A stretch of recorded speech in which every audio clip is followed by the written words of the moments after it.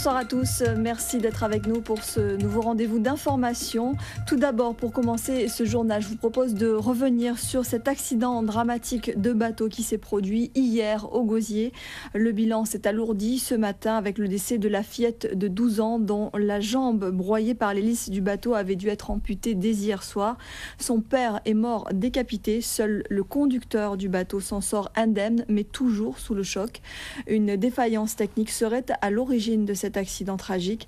C'est l'enquête ouverte par la justice qui doit maintenant le démontrer. Le récit de Jean-Charles Théobald et les images sont signées Alfonso Martinez. Un autre accident de la circulation cette fois à Pointe-Noire. Il s'agit d'une voiture et d'un cyclomoteur qui se sont percutés. 2 cas de grippe A H1N1 déclarés à Pointe-Noire ce week-end. Ces 2 personnes semblent avoir contracté le virus à Miami après un voyage. Après des analyses menées chez nous, le diagnostic a bien été confirmé. Aujourd'hui, les patients sont confinés chez eux. Lise Dolmar et Joanne Nertombe se sont rendus à Pointe-Noire pour nos reportages. La tension monte entre les salariés et la direction du magasin But de Gourbert. Les organisations syndicales dénoncent et refusent le plan social mis en place. Une procédure est en cours devant le tribunal, mais les employés reprochent à la direction de vouloir passer en force. Les précisions de Jackie Massico et de Thierry Philippe. Politique avec la première conférence de presse de Marilus Panchard à Paris, juste avant la traditionnelle Garden Party du 14 juillet.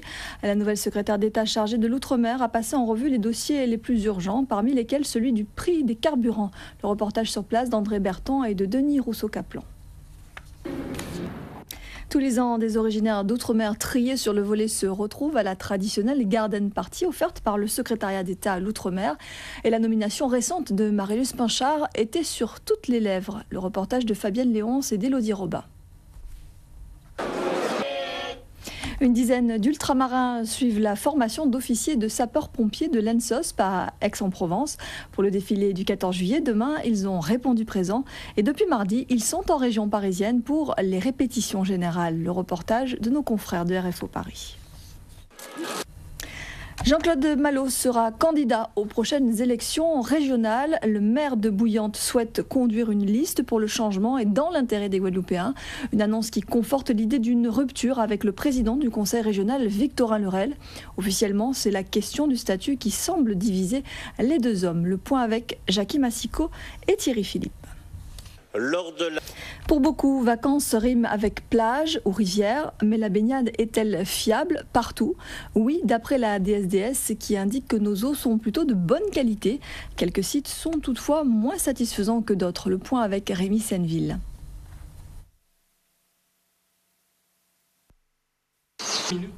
Petite inversion de sujet, visiblement, c'est le sujet de Rémi Senneville, le reportage de Rémi Senneville sur les eaux de baignade que nous devrions retrouver, les eaux qui sont plutôt de bonne qualité dans notre département, avec quelques points noirs malgré tout. Le point avec Rémi Senneville.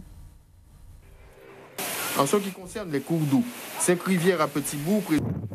Et on en vient à cette opération séduction de l'île de Sainte-Lucie qui vient d'ouvrir un office du tourisme à Boulogne, en banlieue parisienne. Dédié aux professionnels, il met en avant les atouts de cette île voisine de 616 km² et qui entend se développer sur le marché français des voyages. Le reportage d'Alain Janin et Franck Noyetas. On passe au sport maintenant avec le Tour de la Guadeloupe à la voile traditionnelle. 2e étape aujourd'hui entre Sainte-Rose et Port-Louis. Jean Forbin sur Tibrède a été le plus rapide. Il devance respectivement Foot-Effet barré par Claude Tellier et Super Guito de Marcelin Villebon. Ce dernier qui reste leader au classement général. Le résumé de cette étape avec Jérôme Bouecas, Jean-Marie Mavounzi et Ronnie Maletti. Et plus de détails sur ce TGVT dans le magazine Carnet de bord juste après votre journal.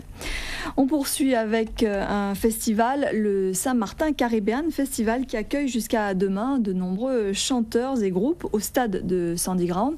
Si tout le monde s'accorde à dire que le plateau artistique et l'organisation sont très satisfaisants, étrangement le public n'est pas au rendez-vous. Et même samedi soir, le reggae et la dancehall n'ont pas fait recette comme prévu. Revivons cette soirée avec le récit de Franck Edmond Mariette. Le musée du Montparnasse propose jusqu'à la fin de l'année une évocation du dernier voyage d'André Malraux, un voyage qui le mena en Haïti à la découverte de l'art vaudou. Le célèbre écrivain eut un véritable coup de cœur à l'époque pour les artistes de Saint-Soleil. Denis Rousseau-Caplan, Bruno Gabetta. Ainsi s'achève notre journal. Après cette édition carnet de bord, le TGVT, donc 20h35, un téléfilm français. La mort n'oublie personne. À demain, 19h. Merci et très belle soirée.